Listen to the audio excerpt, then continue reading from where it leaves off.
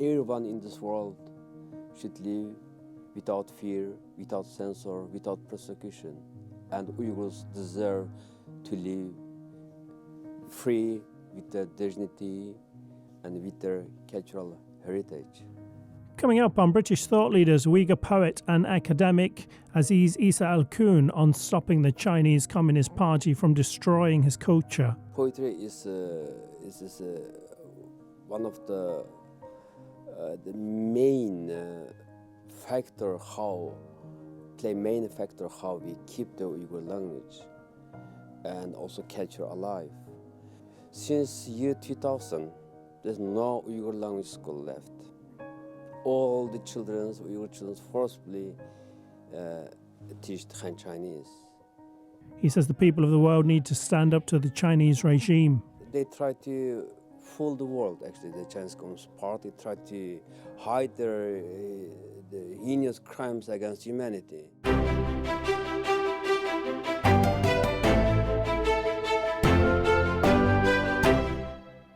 Welcome to British Thought Leaders. Today I'm joined by Uyghur poet, academic and author Aziz Isa Elkun. Elkun, welcome, thank you for joining us. Thank you and good morning to you. The persecution against the Uyghur people has been going on for some time. It was big news a couple of years ago, and then other big news has happened, and we don't really hear so much about it now, but it's still ongoing just as strongly as before, isn't it? We've been still hearing some information regardless how tight the Chinese government is censoring all the information, and there's nothing changed. What only changed is some of the internment camp detainees.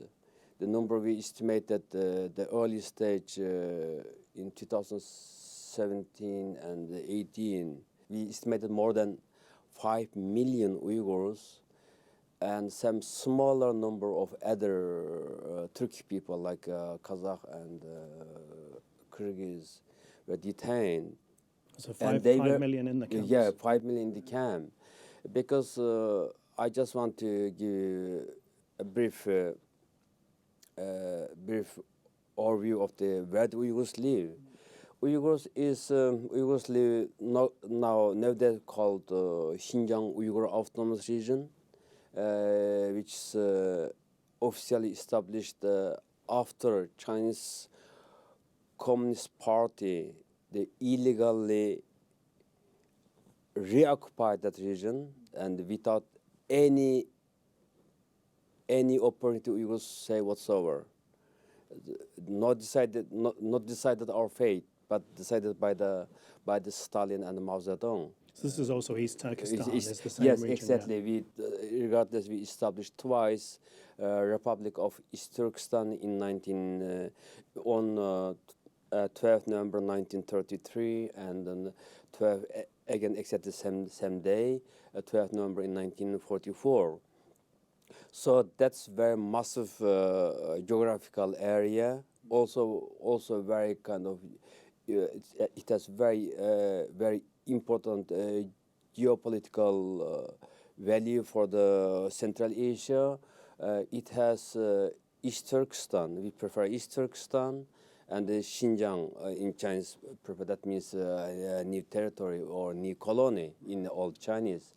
It's very obvious its name. It's illegally occupied territory. How many camps are there? They identified more than 1,200 camps around the region. 1,200 of these? Yeah, 1,200 camps. We can call it internment camps, or we can call it concentration camps.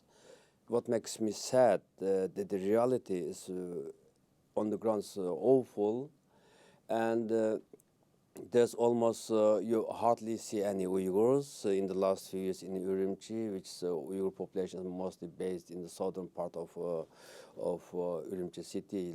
It's the capital. Capital. Urumqi capital of the Uyghur Autonomous Region or Uyghur homeland.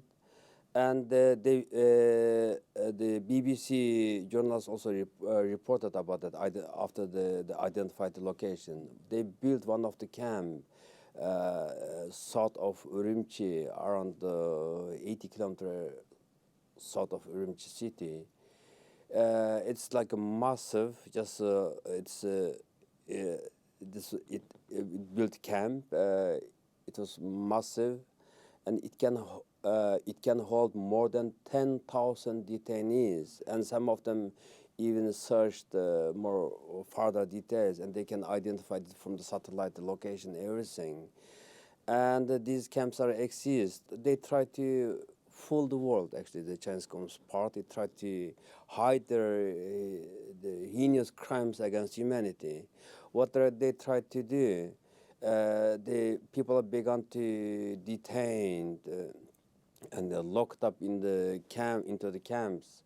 That was since 2017, and as you are aware, in the last few years, world media just paid focus on that the Uyghur genocide, and the Chinese government seems they try to find different way to fool the world, try to distance themselves or reject all the claims, and not allowing any journalists or independently go there or visit and investigate.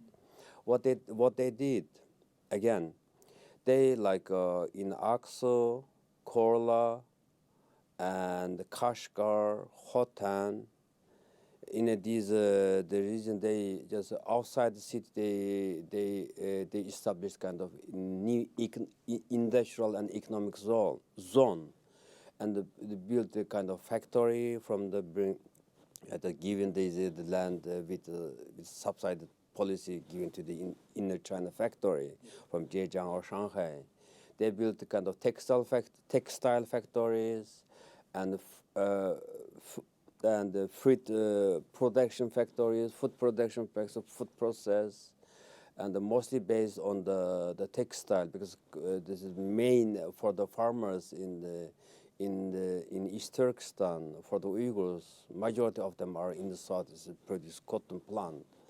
So they they showed some of the detainees were sentenced very kind of not even any closer to the international standards, just like the clusters, the massive sentence.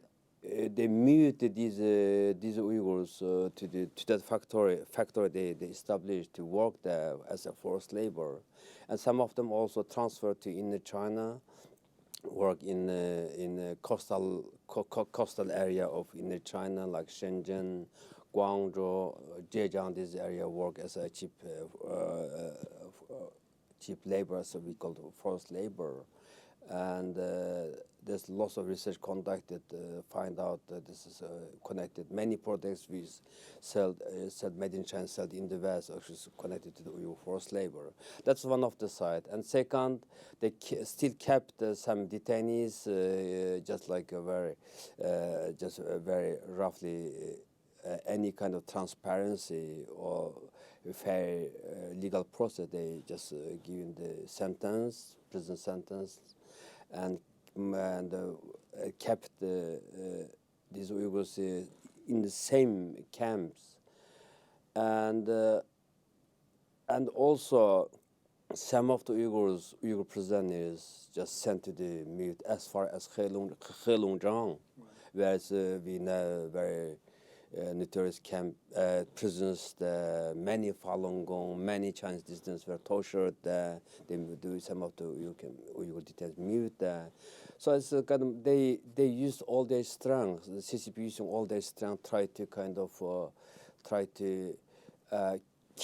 keep these innocent people as long as they can to make them to forget all the horrible things they have endured, experience in 2017 and 2019. Until now, we haven't witnessed or heard any Uyghur person who were detained in the past allowed to travel to abroad. We haven't seen any. So we're talking 1,200 camps, some of them holding up to 10,000 people. But it's not just forced labor that they're used for, it's also trying to destroy the culture of the Uyghur people and imprison them. You're saying they're not allowed to leave the country either.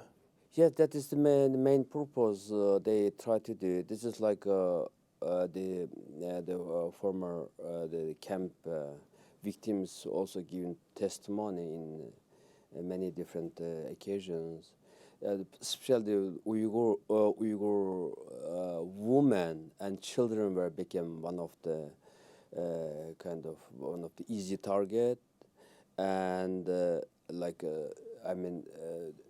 taking away the young children from their parents because no one able to look after them because parents in the camp. So there's we also estimated there's an estimation of more than 500,000 Uyghur children, yeah, just separated from their parents, and they try to educate them as much as possible like Han Chinese, and they cannot speak the Uyghur mother tongue. And there's lots of sexual violence as well against women. You may ever also a few years ago, BBC reported extensively on that that awful crimes committed. And plus, I was also at the London Uyghur Tribunal, people's court or public hearing. And that verdict also based on the evidence provided by many Uyghurs, including members of the Uyghur diaspora community, about their family, how their family being persecuted, and especially about taking away, separating the Uyghur children from their parents, and about the forced sterilization against Uyghur women was kind of multi-field. Chinese government committed a crime against humanity and concluded that was a genocide. So it was verdicted finally after the 2 court hearing, verdicted that was the Chinese Communist Party, Chinese government. They are committing a genocide on Uyghurs. So it's no one can deny that was become fact. Regardless, that was a public hearing, people's court.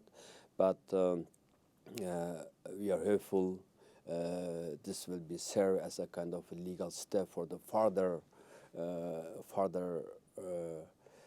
to seek the justice for the victims and hold accountable for the Chinese Communist Party's crime against humanity. Did things get worse for the Uyghur people when Xi Jinping took power? Oh, definitely, because it's there's many reasons of that. It is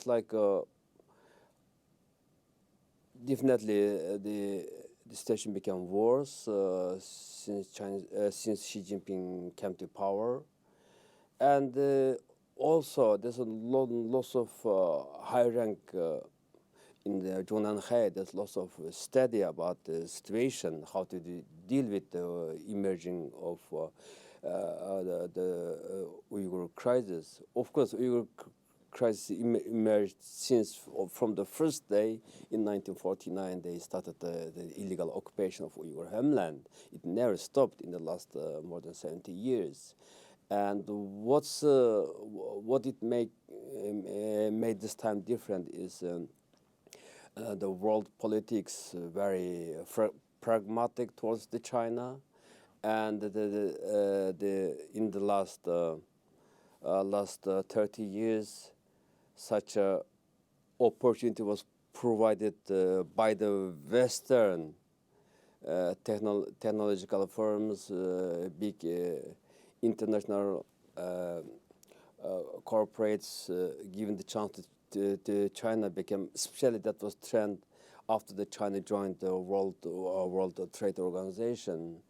And then when the Xi Jinping came to power, he realized he has that capacity to do that technologically, because all the camps, everything we have learned so far was kind of high-tech surveillance, and and they are capable to kind of the survey every single Uyghur person and put them very high-tech surveillance detention center, we call it internment camp or concentration camp, and massive number.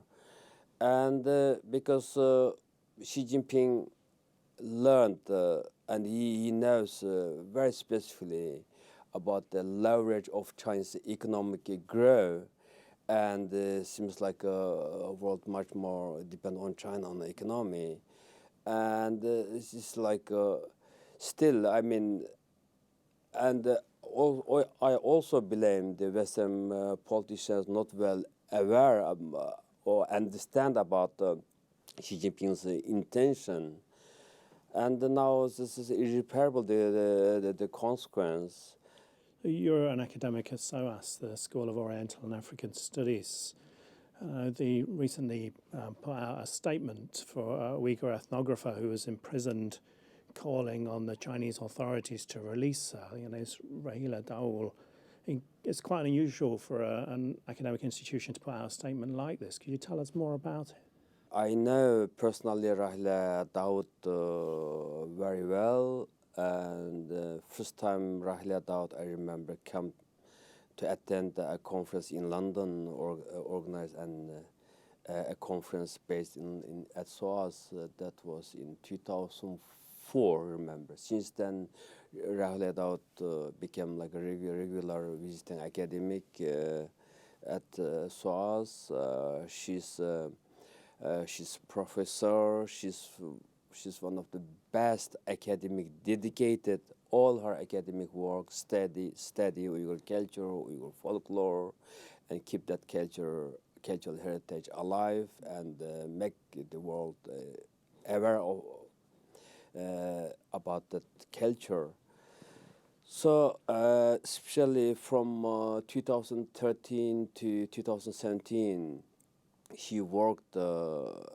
She involved in a project based at SOAS, and she worked with us. We are become a colleague, and so at this now, Rahila Daud, Professor Rahila Daud from Xinjiang University, she has not done anything wrong. She even she was like became like one of the prominent scholar even in China before her arrest, and she's a dedicated scholar, and also worked at involved in the project at SOAS. So China should not detain her, and we are devastated when we hear she was even sentenced for life imprisonment. You've recently released your book, so this is, congratulations, this is the first anthology of Uyghur poetry in English. Thank you. Yes, was published on 1st of November by the UK.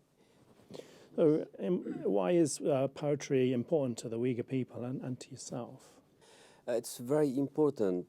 Poetry is one of the main factor how we keep the Uyghur language and also culture alive. And this is the first Uyghur poetry anthology in English language. It classic section and the modern section, contemporary section. It reflects the Uyghur soul. And it's first time in English, and the English-speaking world must read and aware of the situation.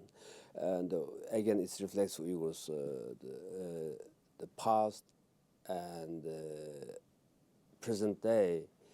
Since year 2000, there's no Uyghur language school left. All the Uyghur children forcibly teach Han Chinese. If I say it, I was at Xinjiang University in 1988. My university, the course even was in Uyghur language, not exist. And that was any child born in the year of 2000, they are not 23 years old. They cannot speak and write Uyghur. And this book, Uyghur Poems Anthology, so highlight the importance of Uyghur language and cultural heritage need to be kept alive and sustained. And also it shows many detailed accounts where the Uyghur poets wrote about it, and how the currently now Chinese Communist Party is forced alongside with forced assimilation, how they are implementing Uyghur cultural erosion or Uyghur cultural genocide as well. The bookshops all closed down. Many Uyghur books were burned, and the Uyghur language are not allowed to use in public sphere or government level, and there's no Uyghur language either. And even I mean China, we've been hearing all the time, always they keep repeating like according to law. But if you are according to law, you have to respect your own constitution. In 1955, they officially established the so-called Xinjiang Uyghur Autonomous Region, Xinjiang Uyghur, right? So it's said very clearly in the Chinese constitution, Uyghurs have rights to use their own language, even at the governmental level, and the education, finance, even the military. This is about autonomies, but they never implemented.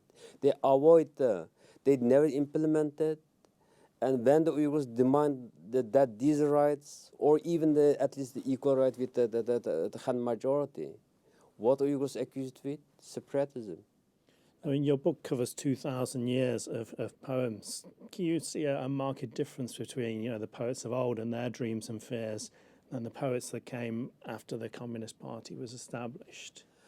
Yeah, there's differences. For example, for example, there's one poem which is very common among all the Turkic nations, even nowadays. That poem called Oğuzname, the epic of Oğuzname. It was recorded in Uyghur language at the 11th century, and was kept the Paris State Library. Right. And so it's I started this book with that epic. That epic is it has particular meaning, and it's like we believe that epic, no one knows exactly, probably 2,000 years before Common Era or 5,000 years, we don't know exactly, but until now, many Turkic people, they believe that was the beginning, the starting point of their history. So I will read exactly what in that poem said. Oğuznam epic. Under the sky of brightness, a girl was sitting alone. She was as beautiful as a fairy. On her forehead, a shining mole glowed like an amber, gleamed like an iron nail. She was so beautiful that if she smiled, heaven also smiled. If she cried, heaven also cried. When Oghuz Khan saw her, his whole body started to tremble. He fell unconscious. He fell in love and married her. I am king of the Uyghurs. When I call those who answer, I will be rewarded, and I will become their friend. Against those who do not answer, I will march in rage with my soldiers. I will make them my enemy. Yeah. This, I mean, like we clearly said that was about that's what we call the 2 millennia of Uyghur poetic heritage, poetic voices. So at least we estimate that this poem was became epic 2,000 years ago. And clearly showing the political powers said very clearly, I'm a king of the Uyghurs, that we exist. We didn't go nowhere. We exist. We have empire. We have state. And can you see the love and politics always combined, and how even the emperor, even the king, he has his own love and able to love a beautiful woman, and also politics there. This is this is the how it started, the Uyghur poem. Now I will read another poem, and such a contrast after the 2,000 years. So this is a modern. Modern version, yes. Now I will read one of the poet, which the poet's name is Uyghur female poet Gulnusa Imin Gulhan. She was a high school Uyghur literature teacher. She was keep writing poems. Every night one poem before her arrest, before 2017, and we heard last year she was kept in the camp and detained there, and last year she was sentenced to 17.5 years imprisonment because what she did, she wrote a poem. The 10th night, the sunless sky, the woman's prison smiles from under the snow. The woman's prison emerges running at daybreak, dirty, cracked, and bleeding hands, marked on the surface of white snow, a map of the woman's prison. They don't want to shed their tears. They just want to lift their heads. They just want to gaze at the sunless sky. Their troubles, their yearnings, their nightmares and sleepless nights. They want to talk about it, someone on the other side. And written on 4th of December 2015, and we can see the contrast and the two periods, and 2,000 years ago and 2,000 years later. I mean, releasing this book for you is not just about putting a book out into the world, it's about defending your very culture from this destruction. I mean, if we look at the Chinese history, there's 5,000 years of rich culture, and it's not just one, as you've talked about, not just one thing. There's all these different ethnicities and cultures feeding in. My Western mind would think the Chinese authorities would want to celebrate that and send it out into the world, but instead they're burning your books, they're arresting your poets, they're destroying your language. Why? Yes, you are right. You are right. I mean, it's against what Chinese government claims. China has more than 5,000 years cultural history or civilization, and it is again on the how the Xi Jinping understand about it, and he's kind of he thinks he's very obsessive about Uyghurs, because more than 40% of China's natural resources comes from the Uyghur homeland. Right. And he is not confident. He against, of course, he's clearly all CCP members, or he against any kind of freedom of speech, democracy. And so he thinks if he assimilate the Uyghurs as like a Han Chinese and make them forget their cultural heritage, language, everything, he thinks he or his regime can feel secure or comfort. Right. And that's how he started this tragic, inhuman policies towards the Uyghurs. Yes, absolutely right. So it's sad to see how one person can take China's massive country, how one country and his ideology, his hegemonic understanding about race, culture, and the leading the whole nation and setting up kind of propaganda and brainwashing the young, brilliant Chinese students as well. And it's all, I mean, it's very regrettable, all just wrong side of the story, wrong side of the humanity. If China, if China is a country, at least some kind of strict implement the rule of law and respect some kind, at least some kind of the freedom of speech. I'm sure majority of Han Chinese population against such a policy, and should be regarded as a valuable asset, not only for the perspective of Chinese government or Han Chinese. Also, it's important part of the world world civilization. It should be protected. Should be, also good for China, for China itself as well. But unfortunately not, because this is Xi Jinping's narrow nationalistic policy. It makes not.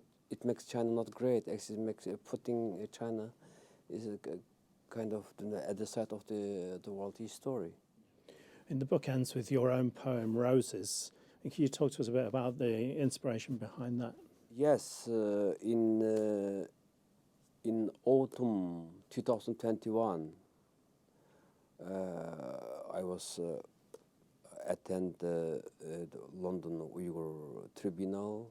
That time, one of the day, I was sitting in the rear garden of my house, drinking coffee, looking at the roses, and it was end of November, and the very red, powerful smell, sand and rose, just like ignoring all the change of nature, but giving flowers. I was so inspired, and I would try to write something, and suddenly comes up that poem.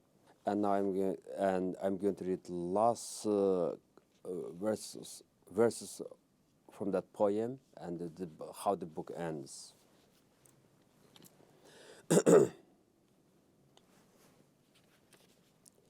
Roses, dedicated to my mother and to all innocent Uyghurs who have been arrested and detained in China's 21st century concentration camps since 2017. The monster has left countless scars. It has pierced me with needles. But still I call for justice for those who have suffered more. But my spirit is still fighting. My hope is still alive. Each time I find new courage, it brings the joy of a smile. Although it's autumn, the leaves in my garden are still green. The first rose I planted 3 years ago to mark the destruction of my father's grave. The second rose I planted on Mother's Day last year. The third rose I planted for the unknown Uyghurs who survived inside the camps. My roses are blossoming with hope, singing a song of freedom. Without waiting for the spring, they remind us how beautiful it is to be alive, to live in peace in our beautiful world. Aziz Isa Elkun, thank you for joining us on British Thought Leaders. Thank you for inviting me and share what I know and what I have been experiencing in the last few years. I would like to say a last word. I know not only the Uyghurs in China, also Tibetans, also Mongols, also ordinary Chinese citizens suffered a lot because of this one-party ruled oppressive regime. I was born right beginning of the Cultural Revolution. I know millions of ordinary Chinese people died from the revolution. Also, hundreds of thousands, or even over a million of Uyghurs also died. And now the cycle repeating again. Why the people in China, everyone, why they cannot have the political rights? Why they cannot live free, like Europeans, like Americans? Why there's some kind of political campaign all the time? Why every citizen's life designated and controlled by the regime? Why? And I call all the Chinese people, all the people in the world who stand for freedom. In this century, in 21st century, we should not allow any authoritarian regime who try to censor, try to curtail citizens, ordinary citizens' freedom and their life. Everyone in this world should live without fear, without censor, without persecution. And Uyghurs deserve to live free with their dignity and with their cultural heritage. Thank you.